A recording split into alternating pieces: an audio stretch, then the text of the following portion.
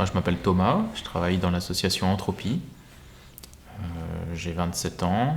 Alors, c'est Mathilde, je travaille en Entropie à Cap-Beria, je suis architecte depuis 3 ans maintenant. Comme je vis en colocation, il y a des gens qui achètent des choses dans ma colocation. On est plus ou moins d'accord sur ce qu'on doit acheter ou pas acheter, mais bon, on n'est pas strict. Alors, des fois, ce matin, par exemple, j'ai mangé des des Carachocs, des cornflakes caramel chocolat. J'avais jamais goûté ça. C'était pas bon, il n'y avait pas de pain. Donc à la fois j'ai choisi, mais j'aurais pu pas manger, mais en fait non.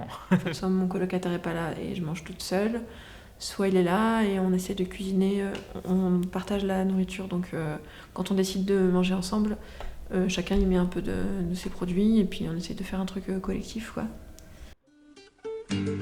Guajira para el recuerdo.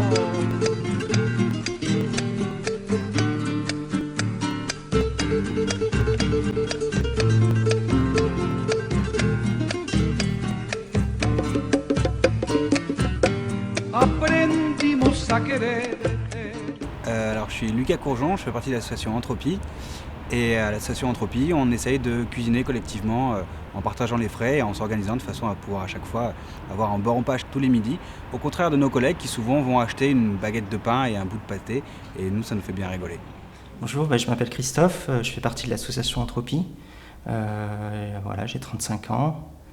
Dans cette association, on travaille notamment sur le design libre des objets. Donc on fabrique des objets, on documente ces objets pour que d'autres personnes puissent les refaire. Après, on pourrait y voir un côté aussi politique par rapport à nos questions d'autonomie qu'on a dans l'association, de nous réapproprier nos moyens d'existence. Et du coup, ça peut commencer par la cuisine, quoi. Cuisiner plutôt que d'autres personnes le fassent à notre place. La bouffe, c'est 3 fois par jour, voire plus ou moins, ça dépend pour les gens. Mais moi, c'est 3 fois par jour. Du coup, si je m'interroge pas dessus, il y a tout un pan entier de ma vie que je laisse à d'autres, sur lequel je suis pas autonome. Et on est dans la société capitaliste, on a tendance à étendre de plus en plus la marchandisation. Maintenant, ça passe au spectre de l'économie des services, on parle. Et les services, ça devient vite en fait une société de serviteurs en fait qui font les choses à notre place. Et c'est vrai que de faire nous-mêmes ces activités qui sont propres à notre existence, c'est aussi un moyen de contrer cette logique-là. Dans notre association, on essaie de réfléchir sur les objets qui nous entourent, et du coup de se dire mais qu'est-ce que c'est que ce truc, c'est quoi ce meuble-là, pourquoi est-ce qu'il a été fait comme ça, par qui il a été fait. Et si on réfléchit sur les objets, on ne peut pas se passer d'une réflexion sur la nourriture non plus. Donde el sol de tu bravura le puso cerco a la muerte. Aquí se queda la clara, la entrañable transparencia de tu querida presencia. Qu'est-ce qu'un bon repas C'est un repas qui allie à la fois le sentiment de satiété, de ne plus avoir faim, et quelque chose qui a bon goût et qui soit aussi à la fois équilibré. Par exemple, avec les camarades d'Entropie, on est inscrit dans une AMAP, ce qui fait qu'on a des légumes en quantité assez impressionnante, souvent on en a même un peu trop. Et pour nous, il y a tout le temps une part de légumes dans nos repas. C'est vachement important. Un bon repas, c'est souvent un repas, je trouve, qu'on a préparé ensemble, qu'on a pris le temps d'élaborer avec d'autres personnes.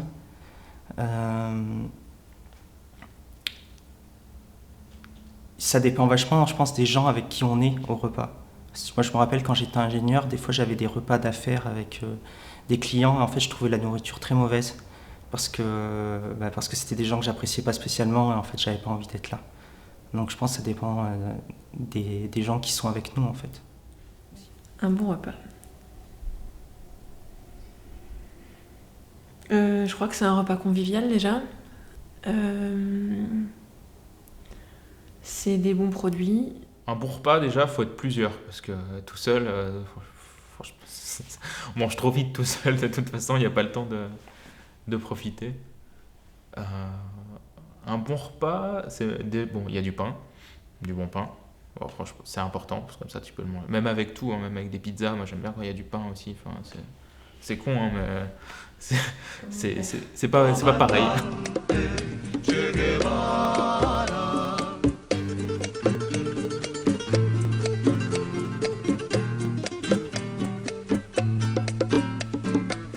Vienes quemando la brisa con soles de primavera. En fait, où est-ce que tu as appris à cuisiner? Qui t'a appris? Enfin, comment ça se... Bah, j'ai appris un peu sous le tas, chez moi avec ma mère. Et puis après, quand j'étais étudiant, ouais, je me suis mis à cuisiner. Du coup, je demandais à ma mère souvent ou à ma tante des conseils. Et voilà, c'est quand j'ai été étudiant que je me suis mis à cuisiner. Ouais. Moi, je cuisine pas du tout en fait. Enfin, je cuis à peine à la poêle ou à l'eau. Je n'ai pas du tout la patience de cuisiner, mais j'aime beaucoup manger ce qui est bien cuisiné, mais disons que je suis vraiment pas une bonne cuisinière, quoi, ça c'est sûr. Personne m'a appris à cuisiner, donc voilà, j'improvise un truc, je le fais simplement cuire et puis je le mange. Non, pas trop. Moi, j'aime bien couper des légumes. Ouais. Ça, c'est un truc qui m'éclate pas mal. Ça me repose, je trouve. C'est une activité manuelle où tu as quand même un peu de réflexion, un peu de logique, tu vois, parce que tu vas pas... Si tu veux pas un truc con, mais tu coupes ton légume, tu l'épluches pas après l'avoir coupé, quoi. Mais il y a des règles, il y a des trucs qu'il faut le faire dans le bon sens, machin. Des fois, il y a des gens qui t'apprennent des techniques que tu connaissais pas. Sur le découpage des légumes? Ouais, tu sais, sur un découpage d'un oignon, par exemple. Il y en a qui vont pas découper le bout. Ils vont l'entailler comme ça, mais pas jusqu'au fond. Ce qui fait qu'il y aura toujours un bout qui tiendra tout ce qui est entaillé, et ils vont pouvoir tout découper sans devoir le tenir avec la main. Enfin, il y a plein de techniques en fait, et du coup, selon les jours, tu peux plus ou moins... Bon, après, il y a des jours où t'as pas envie, hein, mais tu peux plus ou moins t'éclater, entre guillemets, quoi. Con la luz de tu sonrisa, aquí se queda la clara, la entrañable transparencia de tu querida presencia. Alors, il ne semble pas que j'ai trop de rituels, si ce n'est quand j'invite des gens, en fait, où là j'aime bien que ce soit tout bien réglé, toutes les bonnes assiettes, les bons couverts. J'essaie quand même à Cap-Beria, quand on mange à Cap-Beria, il y a un peu plein d'assiettes dépareillées, donc j'ai tendance à essayer de mettre les assiettes de même couleur ensemble pour faire une table un peu unie. Ouais, je commence à manger seulement quand tout est prêt. Je sais que je vais avec quelqu'un qui mange, qui grignote avant, qui commence la salade avant que le plat soit cuit. Moi, j'attends toujours que tout soit prêt pour pouvoir commencer, pour pouvoir manger d'une traite. Je sais pas, comme s'il fallait attendre tout le monde aussi, que le repas soit prêt. Ouais, c'est peut-être un peu une tradition qui date de l'époque où c'était peut-être ma mère qui faisait à manger, et du coup on attendait qu'elle... Enfin, c'était elle qui disait quand est-ce qu'on pouvait commencer à manger. Je mets tout ce qu'il faut, je mets l'assiette, les couverts, la petite cuillère, le verre, et puis après je remplis, tu vois, les verres d'eau, je les remplis d'avance, et après je peux remplir la cruche pendant que je suis debout, comme ça. Une fois que je suis posé mon cul sur la table, enfin sur la chaise, la table, et ben je peux manger tranquille et puis boire autant d'eau que je veux, j'ai pas besoin de faire 30 000 allers-retours. Voilà, il y a un peu cette idée de tout amener et après être tranquille, quoi. Ouais, moi je prends quand même vraiment plaisir à acheter des produits locaux. Si je sais que... Si j'ai confiance en la personne qui le fait, c'est vrai que j'ai même pas besoin de savoir comment c'est fait, en fait, si j'ai confiance. Après, c'est rare d'avoir des relations de confiance avec des gens qui font de la bouffe, parce qu'il y a tellement d'intermédiaires que la plupart du temps, on sait plus trop. Et du coup, dans ce cas-là, même si c'est pas très bien préparé derrière, j'ai l'impression de bien manger. J'ai l'impression de pas faire rouler des camions, enfin, il y a plein de trucs qui s'échappent de ma tête et où tu te sens pas coupable de ça, tu te dis pas bon putain je bouffe du pétrole ou des pesticides ou machin. Non, tu te dis voilà, c'est simple, je mange, ça va pas plus loin. Quelque chose je me sens très content après avoir mangé, tellement content que j'aurais envie de célébrer ça avec une sieste, souvent l'après-midi.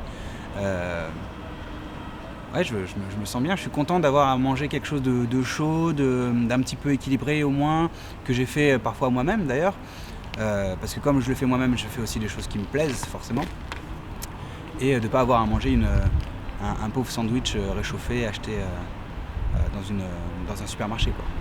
J'essaie de pas trop manger parce que je sais pas. Je me dis que ça sert à rien de se goinfrer tout le temps, quoi. Sinon, on n'a plus le plaisir de la bonne bouffe, comme on parlait.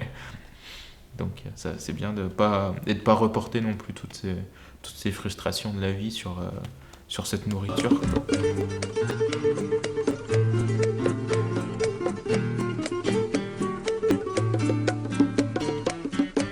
Tu mano gloriosa y fuerte sobre la historia dispara cuando todo